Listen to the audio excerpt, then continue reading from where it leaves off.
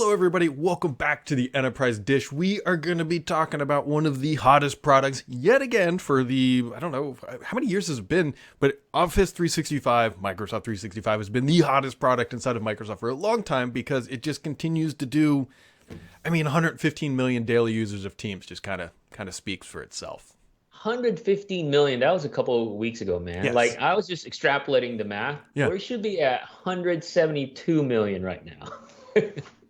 Well, if you think the interesting thing too is again, back of the napkin math, 115 million daily users of Teams, that's roughly half of the overall Office 365 Right. commercial subscription base, which there's two ways to look at that. It's like, one, there's still just massive amount of growth potential ahead, although we know that some seats aren't sold and licenses are sold, so it's not a perfect analogy.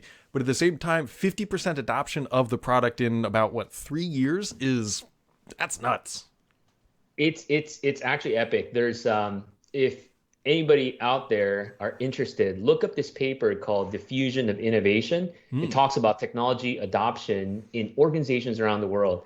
And they found that typically adoption on the average is around 34%. So you're right, Brad. Wow. 50% is insane, but we're in insane times, so it's a different Whoops. metric. Yep, I just chucked this little piece of metal that's sitting on my desk here.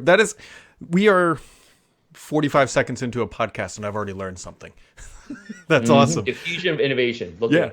at You know what? There's going to be a link down below because I'm going to want to read that. And if I'm already reading it, everybody should take a look at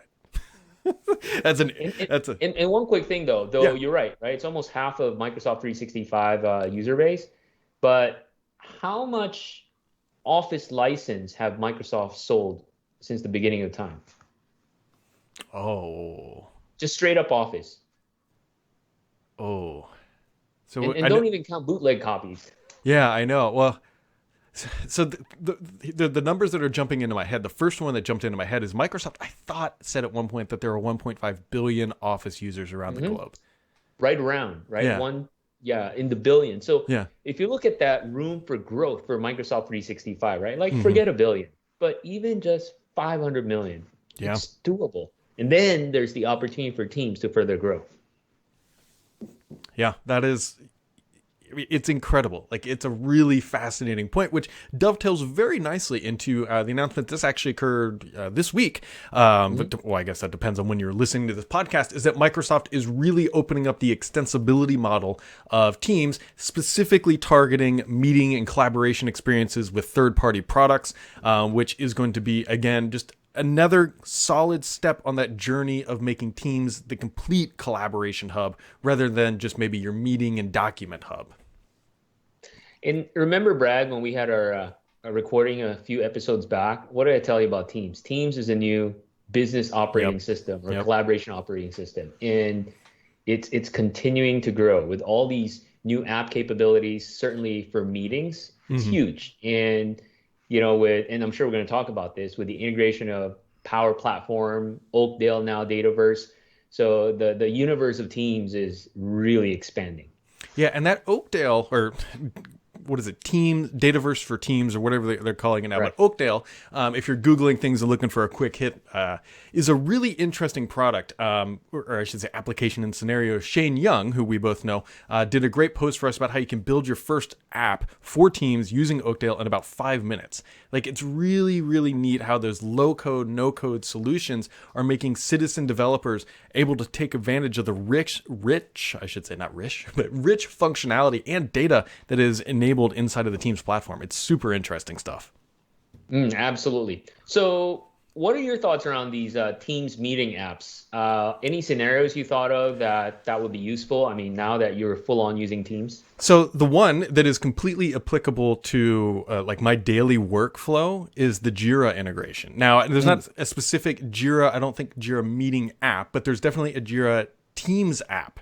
And so we have started using that specific integration for documenting things like when we're building out sites, when we have bugs on Petri.com. We're going to be doing some data migrations here in a little bit, and we've been using that platform inside of Teams, which is way more useful than having to fire up the browser, go to this specific area. Right now, I can just all within the conversations with Nick, who is our primary developer, just completely triage and bug and track everything inside of a conversation, which I know people are going to be like, yeah, but like it's really helpful. It's really helpful knowing that I can go into Teams and know right where it is rather than having to open up a website, go to that go to that page, go to that project, go to that bug. It's just there's something to this, and I shouldn't even say something. There's a lot to this, and I think we're step 1.5 into it of like a 10-step journey.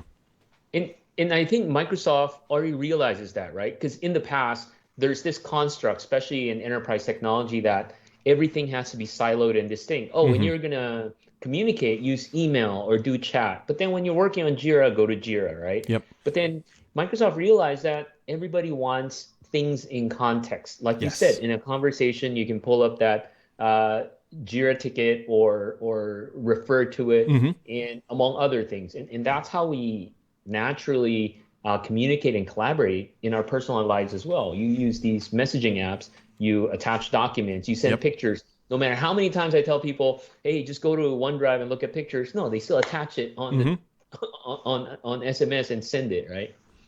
Yeah, no, you are exactly right. And it's that context specific attributes that are really, really helpful, because the way it works in Teams is I can open up the Teams app inside of Jira and see the specific ticket. But what's more important is sometimes that conversation that led up to the ticket being submitted, because I could be talking, for example, we had a plugin, this was like 48 hours ago. We had a plugin that stopped working on our site because it needed an update, and rather than self-updating, it broke. And so we can walk through the triage steps of how did we get to the point where things we knew were broken and what was the impact. And so what that honestly helped me do is revisit that conversation this morning, because I had to go alert a bunch of our authors that says, hey, this plugin is now updated, and if you need its functionality, this is how you enable it. And so Nick, who is much more savvy than I am, was able to help me understand where and how that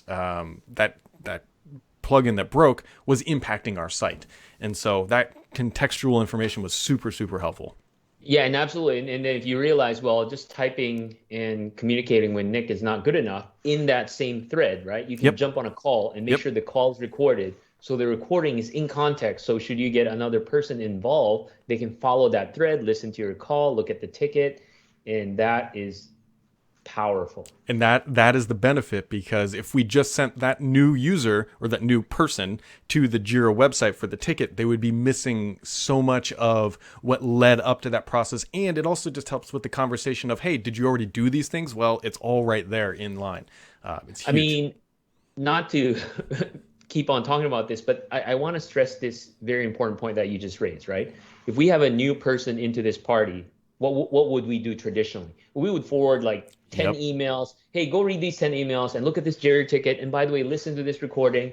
It's hard to connect all those dots. But then if you have this in a single stream within that context, imagine knowledge transfer, imagine learning and onboarding would be much faster and quicker. Yeah, absolutely would be. Which sort of, again, dovetails nicely into just another minor bit of news, although it's good and not as good as I think people are going to hear when I read the headline, is that Microsoft is bringing fast account switching to the Teams desktop app. But what it looks like, honestly, it's a little confusing, because it looks like this is completely related to the personal accounts. Now, that's what we initially thought.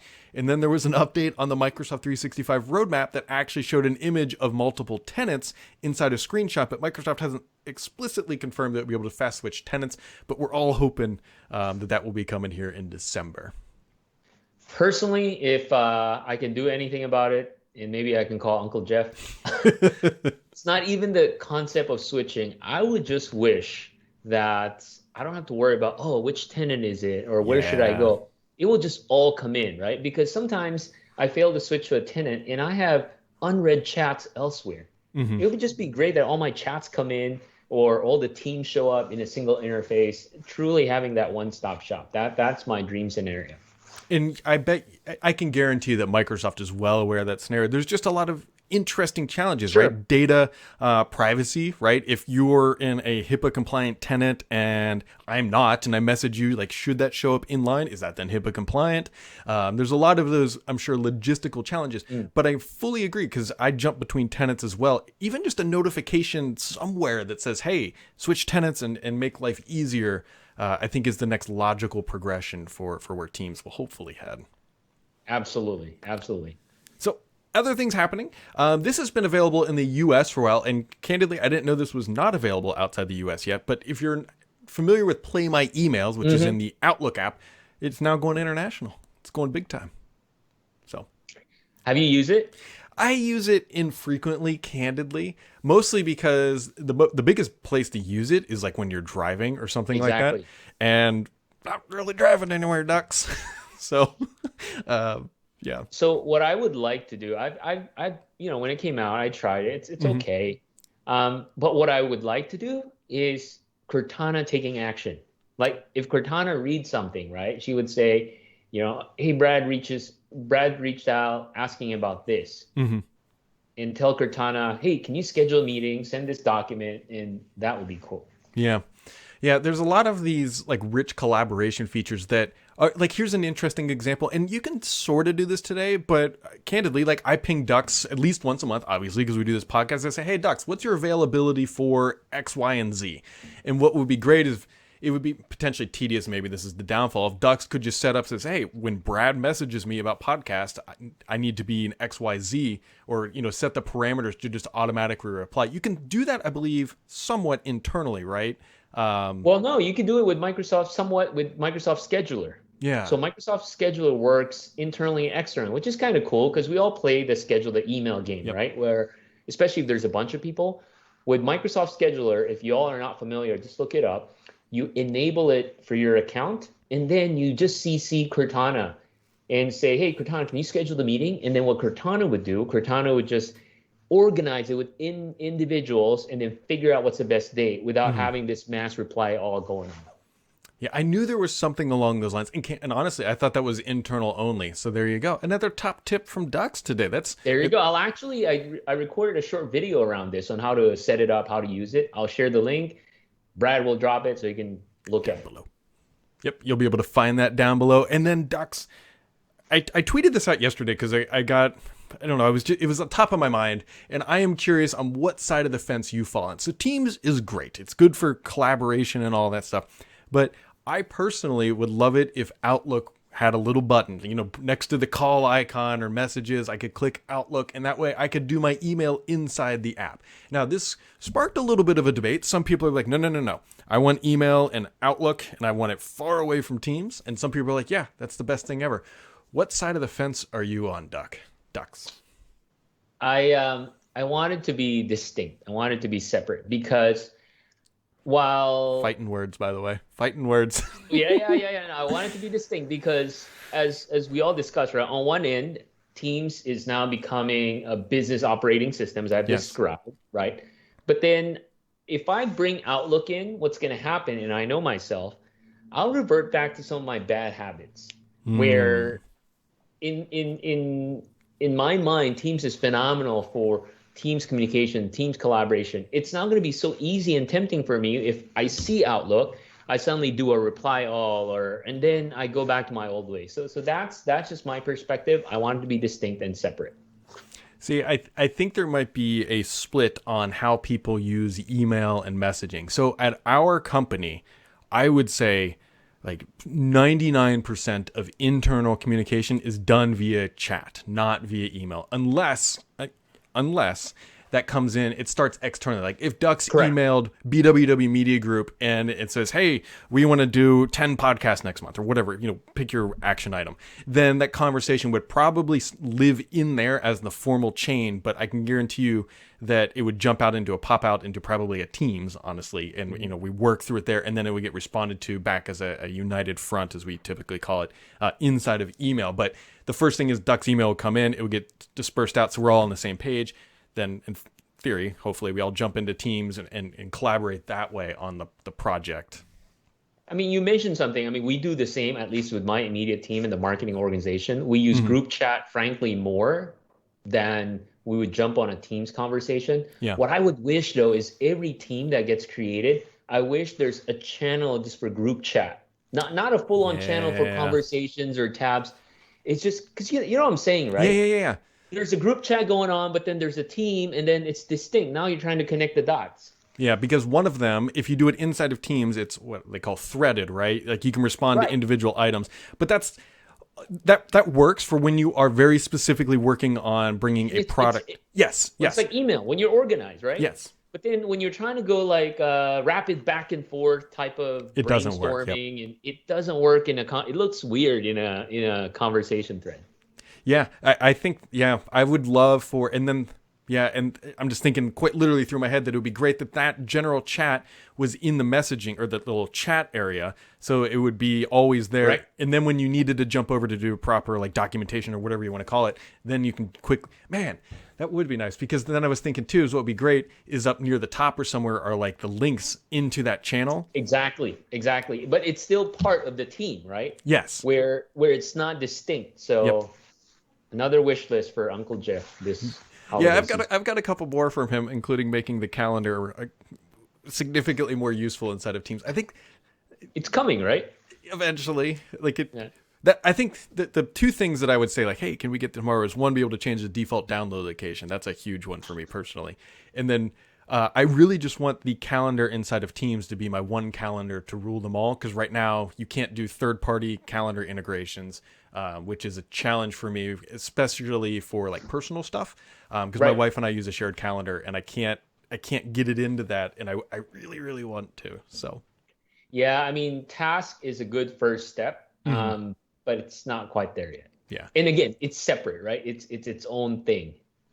Yep. I just want the RSS feed functionality to work. Life will be good. So Jeff, just call us. We got some good ideas for you. Well, that's where the Outlook integration may work, right? All the Outlook calendaring goodness. Yeah. Imagine if now that's in Teams, that would be so awesome. That would absolutely be on the wish list. Although we are in the latter half of the year, so I don't know if Uncle Jeff is going to make all our dreams come true. But Microsoft is well aware. Like they use this product more so than we do, and they use it at a scale which is phenomenal. Right, 100,000 plus people, and so they are probably more aware of the shortcomings than anybody else. But just call us, Jeff.